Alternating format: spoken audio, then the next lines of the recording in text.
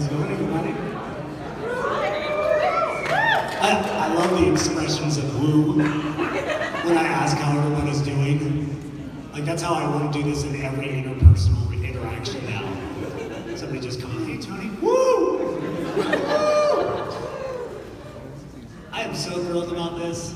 This is my fourth PAX, but my first time moderating a panel, so I'm very excited to be here. Really to talk about some reminiscing about the good old days and the days of now and how we are going to be using nostalgia with video games. But before we do that, I'd like to introduce you to our lovely panelists, our brilliant panelists, who will describe a little bit about themselves, get some shameless self-promotion from them, as well as give us a memory of nostalgia, something that's very fond to you. So I'm going to put up the names here with all of our Twitter handles. And y'all already know who would like to start. James starts.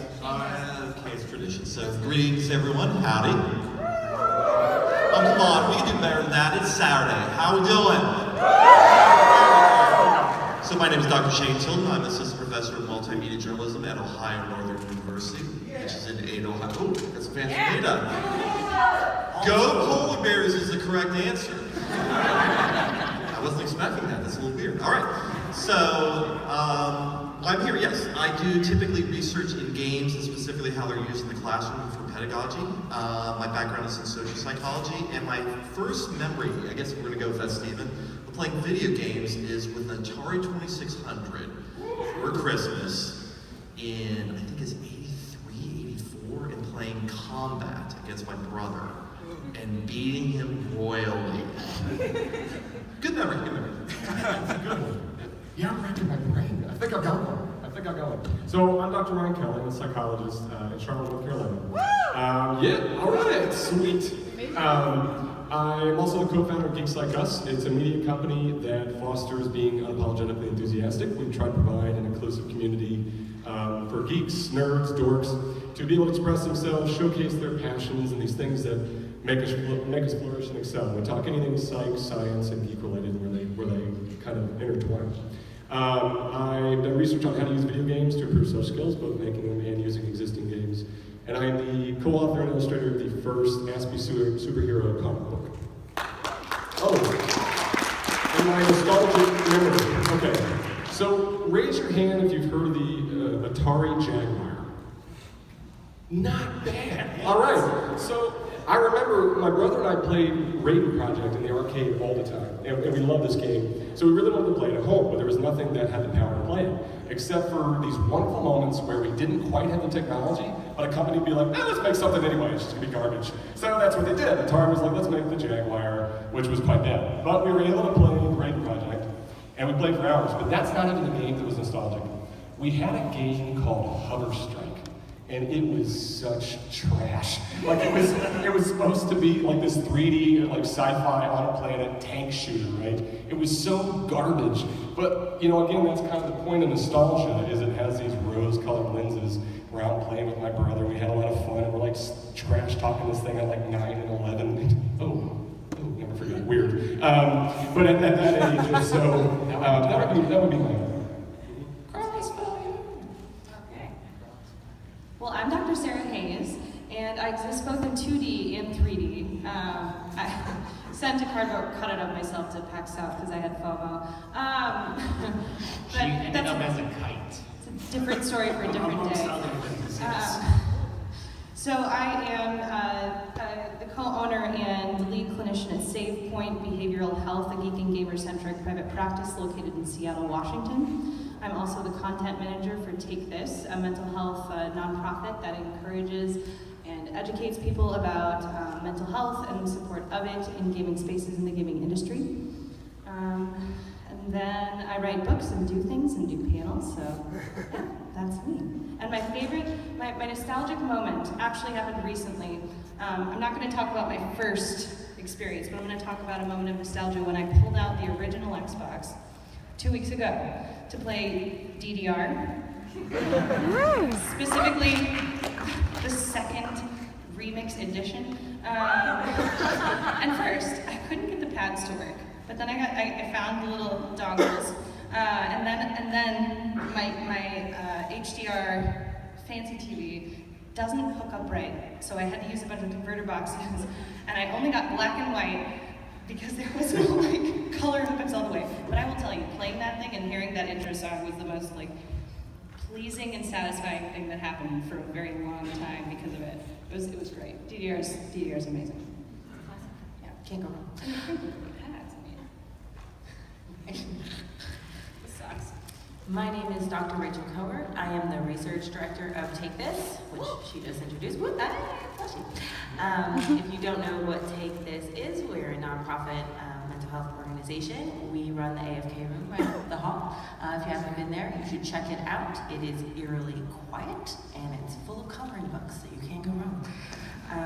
My nostalgic memory, the first like flash that came into my brain was Dragon Warrior. And Hey, our little Saloon, he was so kind and just with his little knapsack. It's my childhood. That was good. I like that.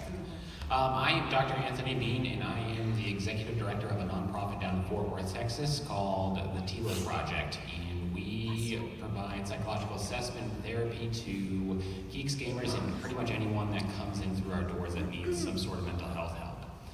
And let's see, where do I want to go with this? I am the editor of an upcoming book with two of these things. They are also editors. Two of these things. Stuff, things like this. Yes. And I am also the writer of Working with Video Gamers and Games and Therapy, which unfortunately are gone, and the editor of this book, which is Legend of Zelda and the Psychology of It. And we have them here, so if you want one, I'll be out there after.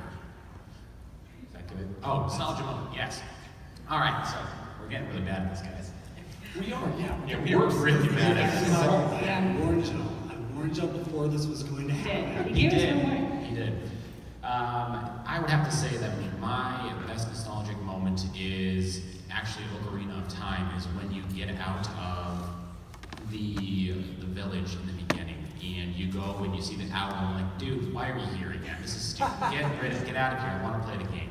And then it expands upon the entire horizon of the game, and you realize that this game is huge, and you're like, I'm gonna get into so much trouble from my parents for playing this game too much, which I did. I was grounded lots for Ocarina of Time.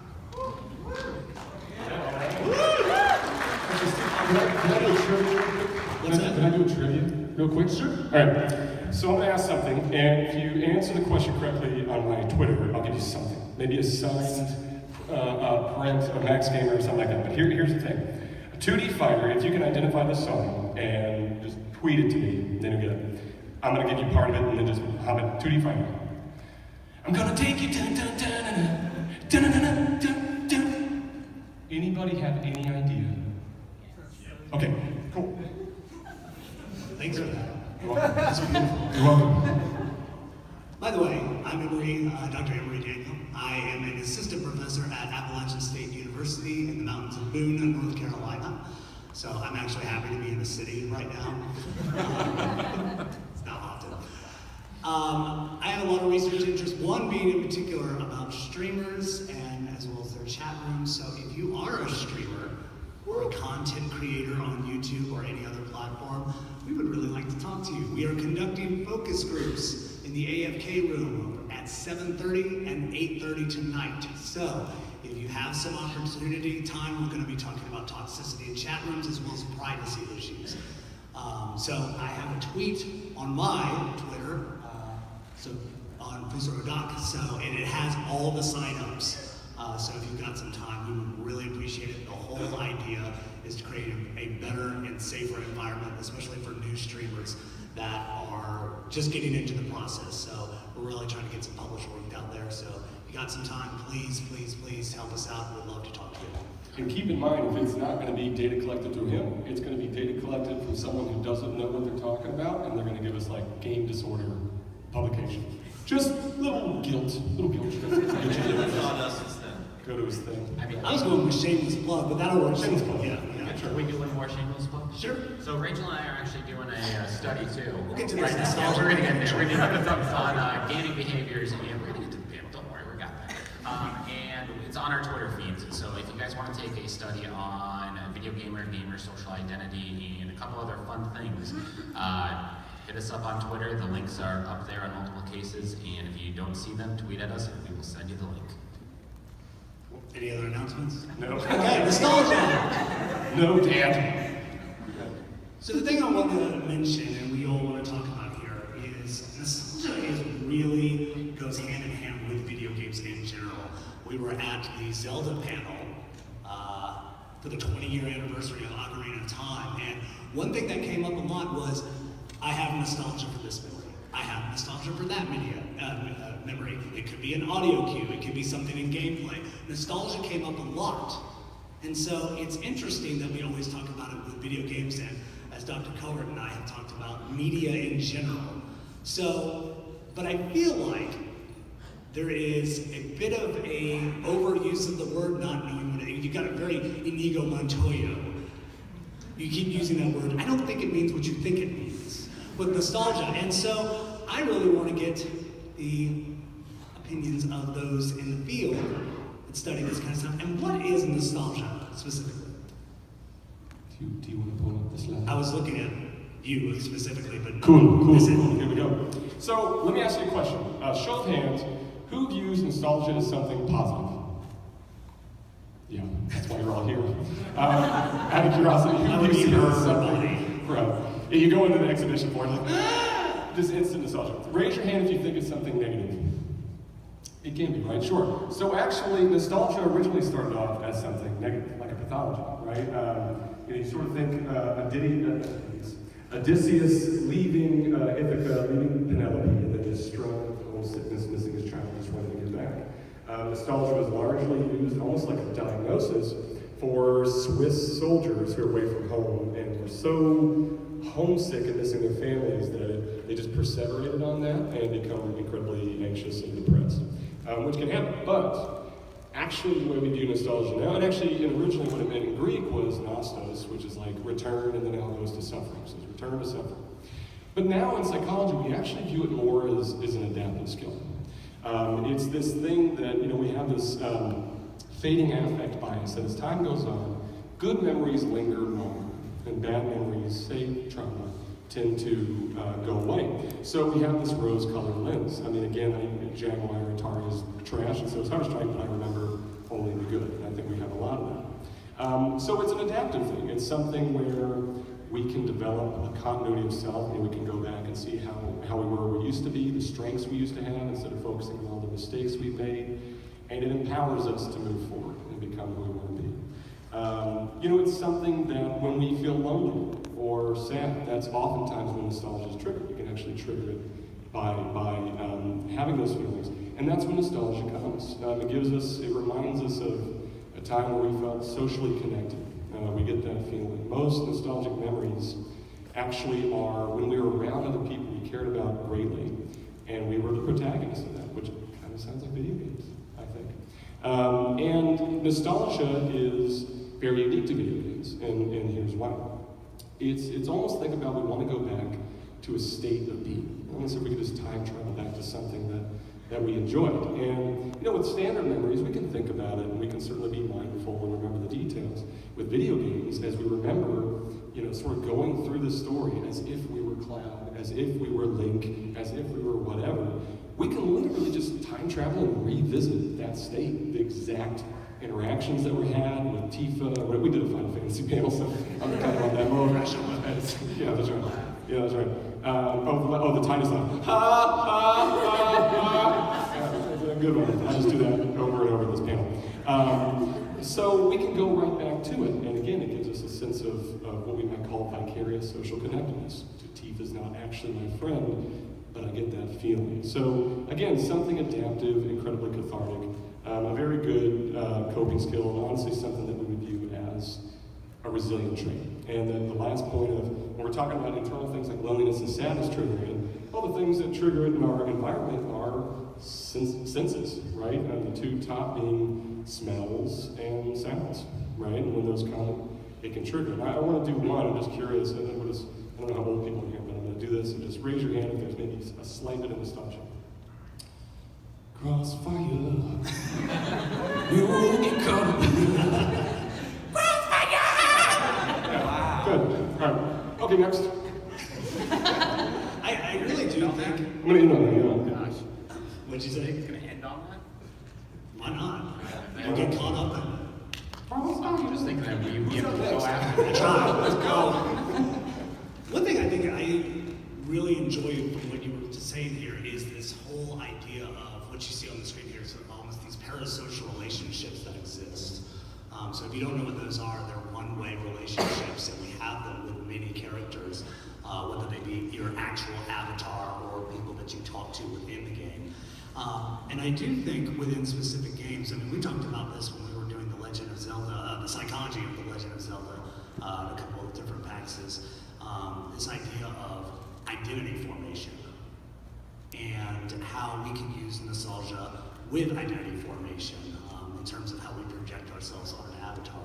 And Dr. Bean could expand on that quite a bit, so I'm going to toss it over to him. As you can see, there's a lot of stuff on this slide. I'm not going to have time to go over all of it, so we're going to do some fun stuff. All right, so the idea of nostalgia, as Dr. Kelly was so, I'm looking for the right word. Doctor. And was talking about is the idea of like a homecoming and a pain, a yearning for something in the past. And when we experience video games, something that we've grown up with, I'm thinking of Adventure Island that's popping up, and that game sucked. It sucked so bad, but I still have it. And every so often I plug it into my NES, and I'm like, yeah, I'm gonna play this, and I'm gonna fail at 1-3, but you know what? I'm gonna enjoy riding that skateboard until that egg hits me. And I'm thinking, this is who I am. Skateboarding, caveman, throwing little guys, things where I don't know where he keeps them. Just keeps on throwing them. But anyway, so the idea of nostalgia and identity formation is the games that we choose to play, the things that we grew up with, they become a part of us. They be the identity of the character and how we played it, the memories that we gathered from those games. They have an impact upon us. And with that impact, it helps us understand our self-concept, which is how we view ourselves and how everyone else views us as well. Those are two different types of it. So everyone here has what we call a self-concept, how we view ourselves, and then there's how everyone else sees us. Everyone here probably identifies as a gamer or has a love for games. That's an easy self-concept to understand here. But if someone else is on the outside, they might see you guys as a student, as a teacher, as a brother, as a sister. That's a different type of concept that you have for yourself. The idea is that comes out of lots of different variations of our lives, our ethnicity, our religion, our professional abilities, where we go in life. And those things form that concept, that identity. The same idea works for the nostalgic ideation of how we view the games that we play, but also things that we choose to experience, and when we think of those memories, those fondness, we have that little yearning, it's like a little tightness in your chest, like, oh, that was so good, that was so great, and then you go back and play and you're like, this is crap, and you're like, gosh, this was so good, but it's so bad. It's like watching a movie from the 80s right now, and you're like, this is the best Volcano. That's the best one. You're like, this guy is slowly melting in after jumping into the lava, and you're like, that is terrible. It wouldn't take that long. He wouldn't be able to stand. That's the type of nostalgia for those types of movies. How many times have we come up already in this panel for something to the effect of, I played this game and it's crap. I hate it already, like 3 times we've already mentioned this. And I think it's a theme. Many people, when we talk within the gaming communities, always use this idea of nostalgia as almost a bad thing. Like we're too reliant on it when it comes to game development, when it comes to playing. It's only because you have fond memories of it in the past. I mean, this is me playing The Lion King on Sega Genesis. Did not age well. It doesn't. It doesn't. You are disagree. I think that aged super well. I've got a copy. You want it? Is that? I've got a copy. Yes, I do. Okay. Are you going to tell us the Tasmanian Devil on the Genesis? No, that's Aladdin also held up well. Okay, no, I'm leaving. I'm leaving. Good. Can I just counteract? That's the negative part of nostalgia. And No, please. I fade from the room.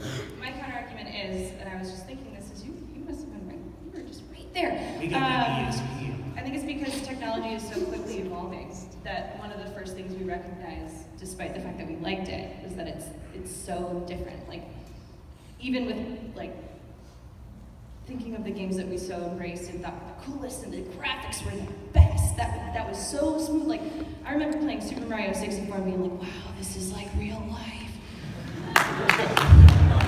Right?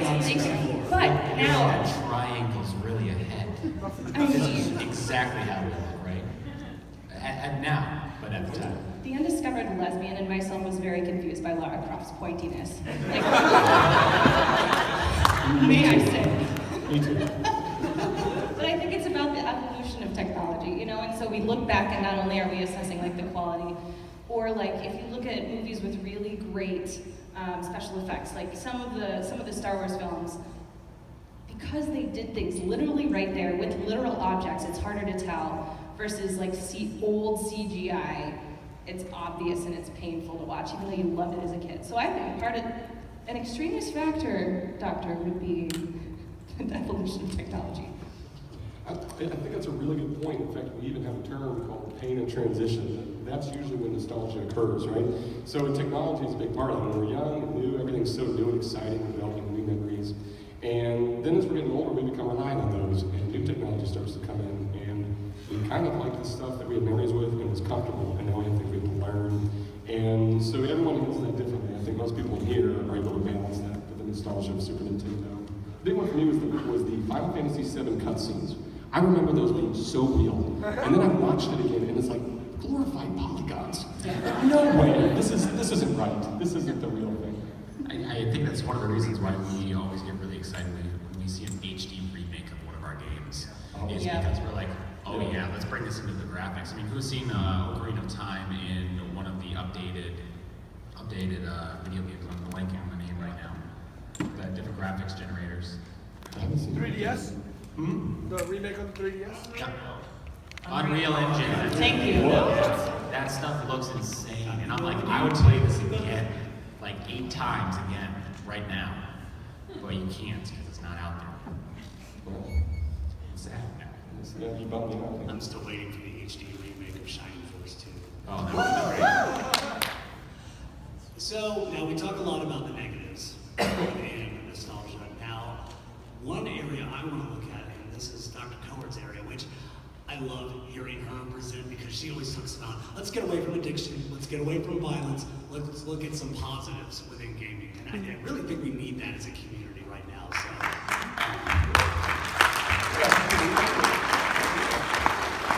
So, she is going to tell us about nostalgia and well-being. Yes, nostalgia is a psychological resource. It is bittersweet. We saw a few differences in the hands being raised about whether it's a positive thing or a negative thing. It's bittersweet because it's bitter because we can't go back to it. The cutscenes in 7 are never the same as they were back then.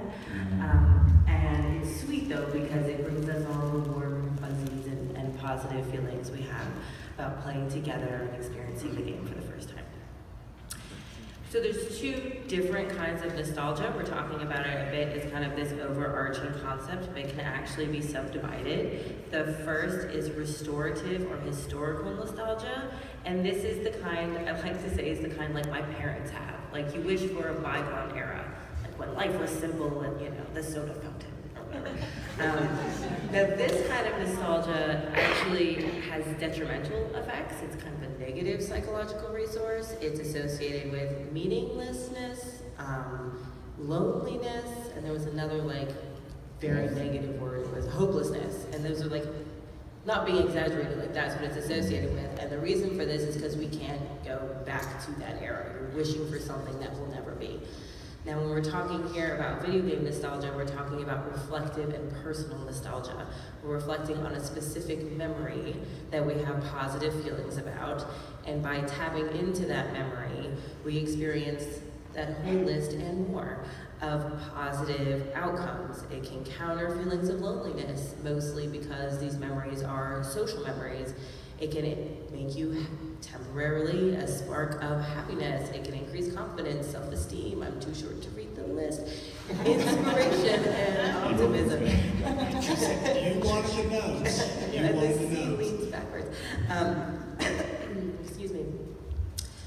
So I feel like a lot of times people just talk about nostalgia. It's almost like a marketing ploy, like when the Nintendo came out in the small version, right? They sold 3 million of those in 2 months.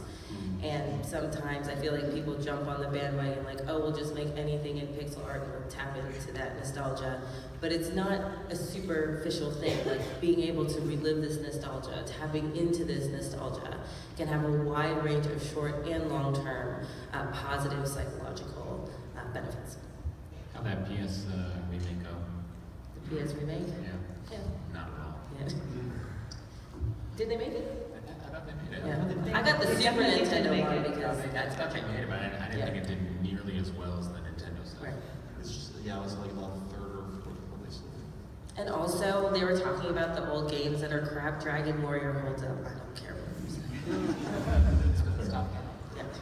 I do want to shift gears for a minute here and get to a little bit of the practical aspects of nostalgia. And one of them in particular is talking about need satisfaction. And this is rooted in a lot of theory that talks about how we can use this not only through our experiences in gaming, but also how to create games as well. So Dr. Tilton has a few things to tell us about need satisfaction. And I'm glad we've been talking about memory and weaving it through this, because before I get to the idea of needs, there's kind of the idea of what nostalgia represents, and that is, according to my Catholic code, it's the language of memory. It's basically how we intertwine our experiences and give it a voice to something from the past and allow us to relive it. And it kind of goes into the idea of the past self versus the current self.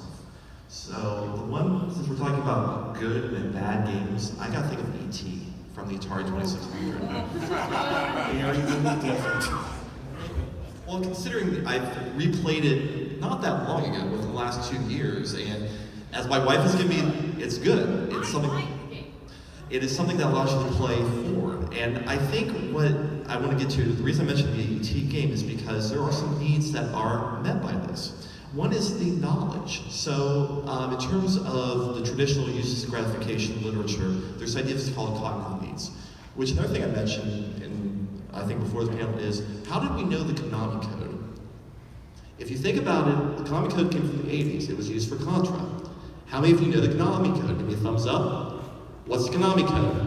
Up, down, left, right, B, A, select, start. That was in unison. That was incredible. Part of this PAX. That might be my favorite. Yeah. I knew I had my people here. My people were supporting me, so thank you. But how did we know that? And I think what happened is, what was that? Nintendo Power. So you had the person that had the Nintendo, had the person that had Nintendo Power, and they knew that information, and that gave them an immediate sense of control. There's also the idea of the affective needs. It's the emotional component. I remember being Bowser for the first time in Super Mario Brothers, the first one.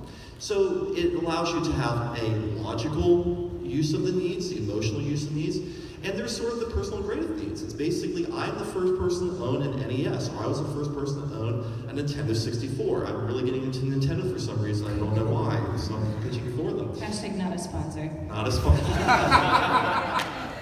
And we brought that in, outstanding. But there's also the social needs. It's basically that I can hang out on Thursday with my friends. We're done with school. We can go, no matter what was happening, we would go to my house. We would play with the two controllers we had. We would play, we'd do Super Mario Brothers. We actually had a power pad, so we could do the super track and field and run once in a, yeah. As I keep getting reminded, I was part of the upper middle class as a kid, so that's right. And the other thing that's sort of like working with friends is the tension release. So I really failed that test in 6th grade. The math was horrible, but you know what? I know I can beat these characters. I know that if you put me in The Legend of Zelda, I'm going to get through all the dungeons. Now, framing those past self-needs, there's the present self-needs, and specifically, how do we understand what happened in the past through the development of games. So why do I need to buy that new 25th anniversary of NES? Or why do I need to buy a sword from the showroom? Well, Which does have batteries. it does have batteries in it. Not very good ones. No, and it's not very loud either, but Which is also nostalgic. it makes sense. It would be what I would buy too. So it would be, essentially, I looked at there's four components of nostalgia that we look at in terms of the relationship between the present and the past, and that is the achievements. Specifically, I know that I've achieved these successes in the past. Can I still do those? I can play through Legend of Zelda in the past. Can I still beat all of the 9 dungeons? And there's just the enjoyment. It's the memory of enjoying the games sort of from the guys. So even if the games weren't good, and I'm going to use a tabletop game, Mousetrap. Don't talk poorly on Mousetrap. That was my favorite board. That is a great game. I love it. I played with my brother. We would try to build it. Sometimes the Mousetrap didn't function right, but we enjoyed it because we were together and we were in a family building this contraption, which was amazing. We could build anything at all within our family, but that was something that we could do and work together. And then there was the parasocial interactions, which Dr. Daniel has mentioned before, but there's also the social status. I own, I think as of right now, everything but 2 of the old 2600 Atari 2600 games because those were stored, and that is because my wife has stored those with me. So we have these components that we actually focus on that allow us to translate the present self to the past self and speak the language of memory through these interactions. I can't get over that sword. I'm going to be honest. And I really, the one thing I think about when I look at that sword is the thematic elements when we look at games like The Legend of Zelda that have been going on for decades. And let's think about that for a second in terms of series that have been going on for years and years and years. And one thing that I'm interested in, and particularly within Zelda, talks about how the formula is made. So this is what a lot of YouTubers talk about when they're analyzing the game development for particular Zelda games. It's the formula, you know, go and save the princess, go through a bunch of dungeons, that's it. Not that there's anything wrong with that, I'm quoting Seinfeld there. But then Breath of the Wild changed everything. And they did everything differently. And so again, this development started to move in a much different way. And there is a psychological premise that deals with this. And I'm going to hand this over to Dr. Hayes for expectancy violation. Yes. And so expectancy violation is a concept that is rooted in communication studies, but basically, when you go on a blind date, this is what happens when your date is different than what you thought they were going to be. Either better or worse. And so expectancy violation is basically where to look at the actual written definition. It's a violation of expectations, which are sometimes preferable to confirming your expectations. So basically, it's about what we anticipate out of games and then what they end up being. So I have a lot of feelings in particular with this about Kingdom Hearts. We're going to swing back to it in a couple of minutes.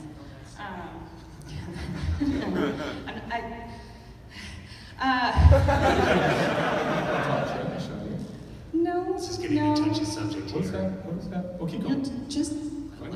I'm not going to violate your expectations, Ryan. And so when we think about game remakes, I know you were talking about like, what do we think about when we do game remakes? I don't know about you guys, this is probably gonna date me, probably gonna figure out how old I am because I say this right now, but like Viva Pinata, when I booted up that rare replay, yeah, see, I don't hate all the good games.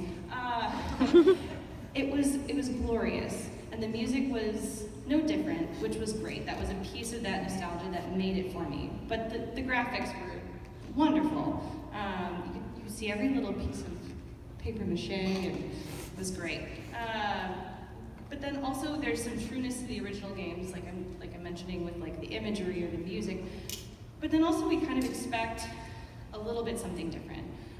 Sometimes maybe there's a nod to the old game, maybe with a weapon. Like I think about Borderlands, and they do all kinds of nods to different fandoms, different games. There's some outfits or colors look more advanced than others, and so there's ways that they weave it in with the new remakes that nod to the classics. And so then the thing that I'm sure most of us here are aware of is when fans are expecting something new out of a line or a series or a remake of a game, there are incredibly high expectations and very strong opinions. So, for me, Kingdom Hearts. Woo! Tread carefully. Tread very carefully. I played Kingdom Hearts as a young person. I played the first one and the second one. I ate them so quickly. It was exciting. I love Final Fantasy. I love Disney. So it was just like, yes, this is amazing. This is the best of both worlds. I use Sora and the characters and the concepts in Kingdom Hearts all the time in therapy with my clients when it's applicable. But like, Kingdom Hearts 3 disappointed me, I'll be honest. I felt like my least favorite part, and I forgot about this, and it was kind of nostalgic in that negative, painful way, returning to the suffering of flying the stupid ship between the planets. I just don't care to do that, or fix my ship so I can actually fight. I fought like 2 of the bad guys by the time I beat the game, I'll be honest with you. But some of them were nostalgic. Like I enjoyed visiting the new Disney worlds. I enjoyed those things. But I mean, even Dr. Court and I today were talking about how like we wish there was a bit different of a balance between how much story development happened. I mean, Final Fantasy side is kind of a loose and fast way to describe it, but on the Final Fantasy side versus the Disney side, let alone, and sorry, that'd be fighting words, but I think they jumped the shark a long time ago with way too many games taking us off down that side tangent that they had to wrap so many things up in the 3rd game. And this is not to say that I don't love Kingdom Hearts, I love it. I mean, my gamer and geek adjacent partner looked at me very funny when I was playing Winnie the Pooh, where I was trying to get the most puzzle fruits in a row, and she was like, this is an adult game? this is a thing adults play? And she was able to like justify, well, you played this when you were young, so you're just following up. This is nostalgia, that's fine. And I told her, don't judge. I'm gonna play what I want. I'm just gonna boot up Viva Pinata again. And so in the gaming community at large, I think that it's important to note that with those high expectations, we communicate a lot, far, wide, and loudly about the things we expect and why they fail us or why we're excited about it. And knowing your own opinions and knowing those things makes that such a rich discussion. But another thing that happens is that we try to prevent that expectations violation. I think about this often when we talk about the psychology of children and why they watch movies over and over and over and over and over. I watched The Lion King and cried at Mufasa's scene every single time. Spoiler. It has been 25 years, sir. So. I didn't say that, you spoiled it.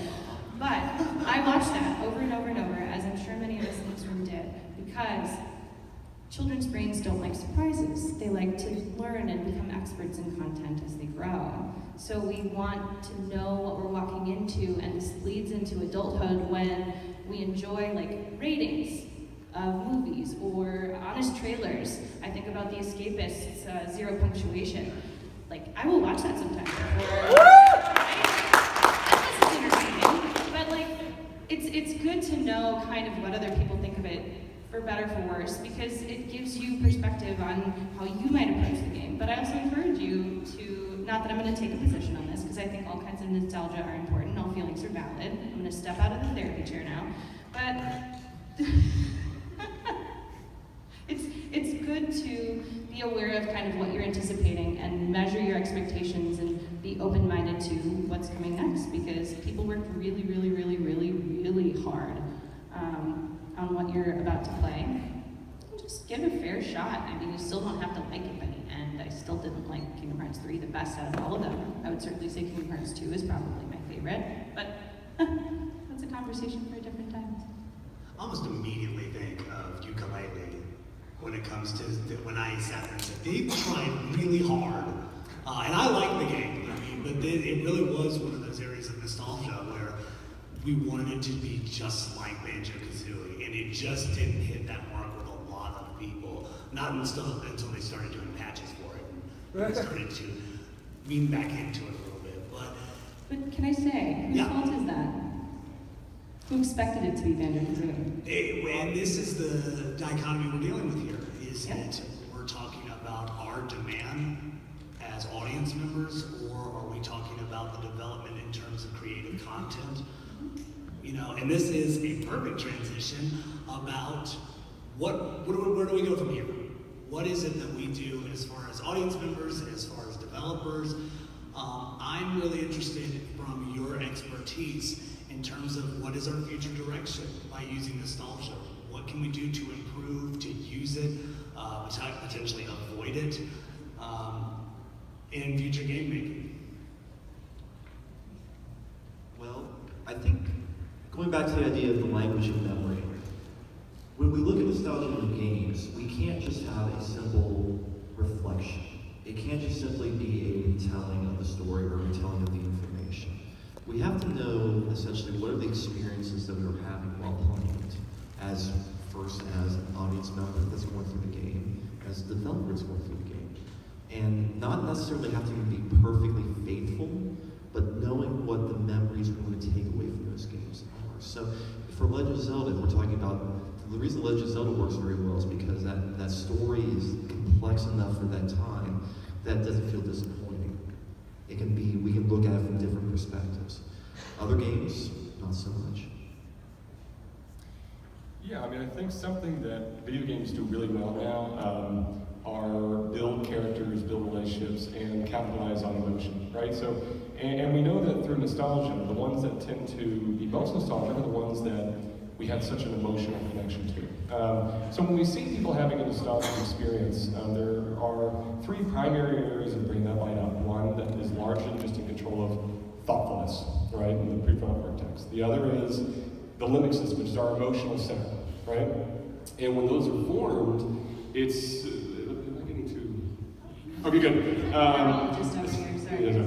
And then, but what we see is the interplay between those as a memory is developed. The amygdala puts this wonderful coloring on top of it, and that's the thing that makes it nostalgic. And so we know in video games that include emotions, like genuine emotions, and that's something that can make video games more nostalgic. And then also to include not necessarily merchandise, though I've spent thousands of dollars on collectibles. Well, good collectibles though that maintain value and appreciate over time, with signatures and so on.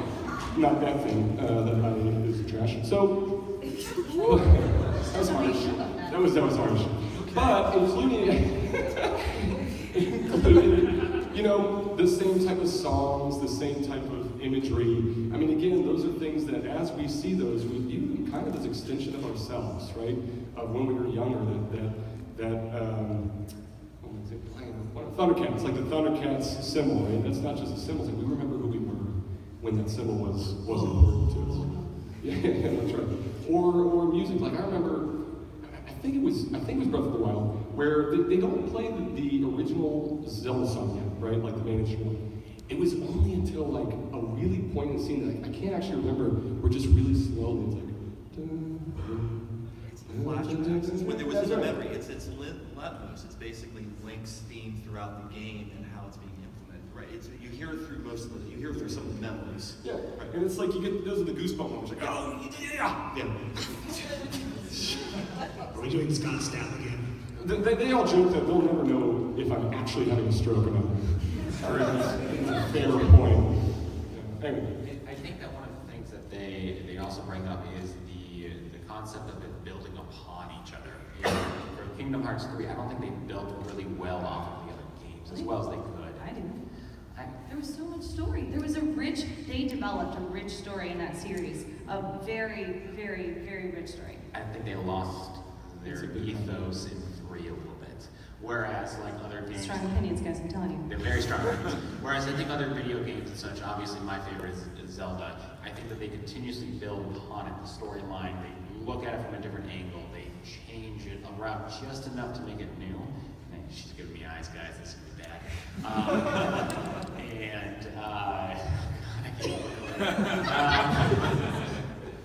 And like even with the music in Breath of the Wild, you can actually, Shane wrote the music chapter in this book here.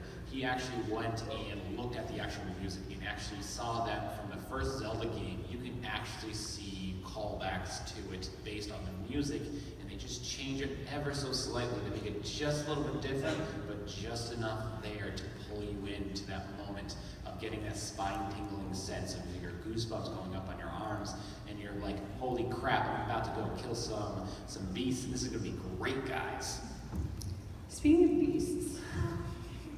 Are you going to talk about Mufasa again? Because I don't think we really No. I wanted to mention too, like when I think about nostalgia and expectancy violation, all the things we've been discussing, I also think about like, because this extends beyond video games obviously, I think about Harry Potter too. And like the new Fantastic Beasts movie.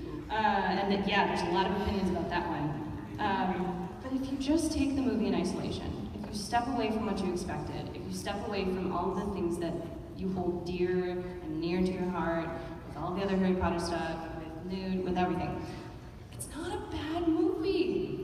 It's a good movie. But it's just because we expect so much out of it that it doesn't check all the boxes that we wanted. But I think it's really valuable to step back and keep an open mind and step into the curious, as said the first master supervisor I had when I was getting irritated working with sex offenders. Curiosity pays off in spades. You learn things that you didn't expect. So in a much less heavy and depressing context, step back into the curious with video games. Step back into the curious with your media, and you might be surprised with what you find. It's interesting that within that particular comment, I remember watching a con with the creators of Game of Thrones, and people were saying, you're ruining the books. You were ruining everything about that story. And George R.R. Martin, I believe, was like, no, they are not. You know what? And you know why? Those books are still there. And the first time I heard that, I had a real epiphany moment that, oh my goodness, he's right. These are two separate entities. Guess what? You can enjoy both. So I'm the person that likes the Harry Potter movies and the books. But on the disappointment side of things, Stephen King has hated nearly every film made of his books. So I mean, there's still attachment there. They're still great books. They just can't end them. I mean, the technology to simulate what he was writing about wasn't there for a long time. I mean, just saying. You can't get that kind of ooze with CGI at that point. Now we could. Now we can. That's why we're seeing a push.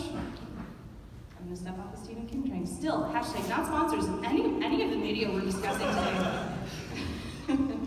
Anybody else? Yeah, I think I want to pivot slightly to the development of games. I think a challenge in future direction is don't just like throw pixel art everywhere and expect that we're just gonna buy it because it draws into our sense of nostalgia. You can't just remake everything and hope like that's what's gonna pull it in. I think about, so Final Fantasy, we just did the panel. 6 is my favorite, and they remade 6 for handheld, right? And all they did, it was just 6 with some cutscenes. No, I don't want that. I want you to remake it on the Unreal Engine. So it's not just, I feel like sometimes they're just like, we'll just remake everything and it'll be great and we'll all love it, and that's what you were talking about. There's a difference between the little bits of nostalgia that they pull out as they build on the Legend of Zelda franchise, and that is what really works, instead of just saying we're going to take Final Fantasy VI and add some strange cutscenes like randomly throughout the storyline. Right? Yeah, no, you nailed it. Although I don't think it worked for Shane and his sword. You're not proving your point. You're not helping the cause at all. So we've got, about 10 minutes left? I'd really like to open it up and have it, our panelists, and we've got microphones in the middle there, so if you don't mind talking within the microphone there, we'd love to answer any questions that you might have. And then after the panel is over, we are going to be just outside, so if we don't get to your question, fear not, we'll be more than happy to talk with you about anything you're interested in. Go ahead. So you guys mentioned the crap. It's slipping from my mind now. When you're nostalgic about something and you're having expectations of it. Yep. That can also, I've noticed at least from Toby Fox, if anyone here knows Undertale. But when he was making Deltarune, he had to make it very clear, like there was an announcement, it's even in Deltarune the game. Please don't expect too much from me. Undertale was a great hit, so it's affecting him as a developer. Is that also really common? You know, there isn't too much research out there in that arena yet. But I would say that when I think about that kind of a concept, I like that he's the kind of person to be very on the nose. He's very skilled with both in play, you can see it in the narrative, but you can also see when he described in Deltarune exactly what was happening. I think for other developers, we might not know it, but what they put in the new games, what they put in the remakes, and yes, remakes are still good, is that they put the things that are nostalgic to them. And we can appreciate that. You don't get to talk. Your opinion doesn't matter right now. I think it's hard to achieve that, especially talking about Toby Hawk's and Undertale. I mean, when you're dealing with a game that Matt Pat gave to the Pope, I mean, the brevity of that, yeah, how in the world can I possibly live up to that? And I think there is an area within expectancy violation where if I frame it that way to my community, that may be a way in terms of audience analysis to be able to ease into it a little bit more after your really big hit. So that's a great question. Thank you. Thank you. Hello there. Hello. You guys did a really amazing job. Thank you for that. I had a question, and it can be just, personal experience or the science behind things, but I have a 7-year-old nephew, and he loves Super Smash Brothers and Pokemon, and has just started playing Breath of the Wild, and I'm like, oh my goodness, this child is living my childhood, and it's amazing. And I'm curious if there's any science behind, like, nostalgia with people who were there when you experienced it. My brother and I talking about that amazing water temple when we were kids, versus like the nostalgia of someone else who wasn't there that like brings up those feelings of nostalgia. So again, it can be personal experiences or science, but for me it feels different living that with my brother who was there versus living that with my nephew who wasn't, and now I get to explain why Pikachu is amazing. Yeah, that's definitely different. I mean, when I think about my nostalgic memories, it is playing with my brother, for sure. And it's the memories that we have that we created in a social environment are far more visceral than it's almost like you're having vicarious nostalgia when you are sitting there witnessing it with your nephew. I think that the embeddedness and the effects, the psychological effects of the nostalgia are different. How exactly, I can't tell you. There is definitely research that has looked at it between vicarious nostalgia and like personal reflective nostalgia. The former personal reflective nostalgia being more of a psychological resource than the other.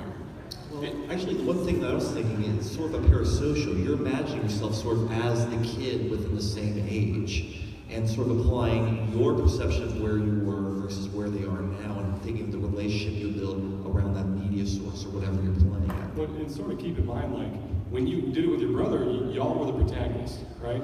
Now you're a tertiary character watching the hero play the game, and it's your 7-year-old, nephew, right? It's a little different, but it's a little different. But to be fair, my brother's older, so I was always watching because we played RPGs. Same. So I wasn't the hero; I was the cheerleader. I mean, I think of this as also from like a parenting standpoint. 3 of us up here are parents at the time, and we all have children. We play with them, and we want them to experience that same thing that we experienced at that time. That visceral reaction, the feel, the pull to the game. And sometimes the kids are like, "Why did you play this?" And you're like, "Yeah, I'm gonna go in the corner." Oh, we try to force it. We're like, how about that sword? Oh, and the kids are like, it's pretty cool. It's like the gatekeepers, yeah. I do mention that there are several studies that talk about that specifically within, they actually talk about Pokemon Go quite a lot within nostalgia, and that goes back to Dr. Cohen, your historical versus personal. Another resource is Jamie Madigan's book that he mentioned specifically within, he mentioned social aspects. What is that, Getting Gamers? Yeah, it's fantastic. And that's also a good resource to use. Good Thank question. you guys very much. Also, Damon, you just turned 8. I am so sorry I messed that up. Whoa, yes. trouble now. Hello. Hey. Thanks for the talk. It was really interesting. But throughout the entire thing, so I grew up playing Resident Evil. Nice. Just recently released RE2 remake. Yeah. Yeah. You know, But like I have so many friends that hate the remake because they wanted it to be the exact same with just updated graphics. But I felt like the remake was more capturing the spirit of the game, not just recreating it. So maybe personal opinion or I think maybe science for this. This isn't an expectancy violation. This is why people have been clamoring for a remake of Final Fantasy VII, and they're like, no, we are not touching those memories because we know how embedded they are, right? Isn't this? and that swings back to what I was thinking earlier during the first question of like, maybe that's what's nostalgic to the developers. Which is, there's a feel for the game, and then there's just rebooting with another engine. But nostalgia is so various from person to person. I haven't played that one personally. I have a love-hate relationship with scary games. I will watch scary movies all day, but I really think it's about kind of what we want it to be in our head long before we ever get there. This is why people say the same thing about getting married. Like, you expect so many things, and you're like, I'm not gonna cry, and then you get up on stage and you bawl like a baby, and that's okay. But it's just, we all have really strong feelings about it because we have an attachment. We enjoyed that game. We created identity around that game. We became who we were during that game. And then when you go back to it, and it's not exactly what you expected, maybe that even brings up some, I mean, maybe it's a shrink in me. I'm gonna hedge that comment and just say, like, the shrink in me gets curious. But also, it's different things for different people. Some Right. people want a straight remake, Yes. and some people want just a thread of it, like we have with A flavor. And age and time since the first memory is everything, right? Whether it's going to be expectation of the old or expectation of the new, right? Again, that sort of pain of transition. Yeah. I think we've got time for one more question, and again, please feel free to stick around and talk to us. We're happy to keep answering questions afterwards. But just on that one, whoever hacked it and put Thomas the Train in there was my hero. As the villain. I'm just saying, just having Thomas the Train bust through a door and you're like, oh, that's not scary, and then he just rolls over you like this, and you die. And his eyeballs keep going left and right. Yeah, and it just like smile on your face. You're like, this is great. Go ahead, sorry. Do you think that the need to innovate overshadows like the idea of nostalgia? So what I mean is that there are older games that do like hold against like time. So like a lot of people reference like Donkey Kong Country 2, Mario 3, Super Mario World, some Mega Man games, stuff like that. And a lot of people like them because they're simple, they're to the point, even to where now we're making, Super Mario Maker. It's make your own level, hold right, get to the goal. And like these ideas are very simple. But do you think that like there's such a need to innovate that we forget, about these simple concepts that make games good, basically? Well, yeah, I think you could actually look at the movie industry as one model of how nostalgia kind of gets mocked, or gets modeled. That if we have the technology to retell different stories, and the connection between movies and games is still based a little bit in narrative. So if I have the ability to use CGIs, I can tell these stories over and over again. And now that I've got a processor that's more powerful than anything on the Apollo had versus what we had like in the 2600 or an NES, that if there's a market for it and I have the technology to do it, I'm going to redo it. I think it'd be good if we all have in us sort of this own set obligation of being both a historian and an explorer, and really perseverating on the past, and getting stuck in the past to the point it harms you, or being so caught up in the future that you can't be grateful for things that have happened. On both sides, it can be problematic. So it's the balance. I also think it's unprecedented because we are experiencing where a generation that are the native individuals to both the internet and video games are becoming adults and creators and are generating new content and historic content and documenting that. I mean, think about the way that historically over like the grand span of human creation, like they would have storytellers through every single generation, and now we are opening the floor for literally anyone to be a storyteller. So I think it's important to also acknowledge that this is a different way to do that, and also innovation is a way to revolutionize it. We are out of time. Thank you so much for Thank you, guys. Thank you.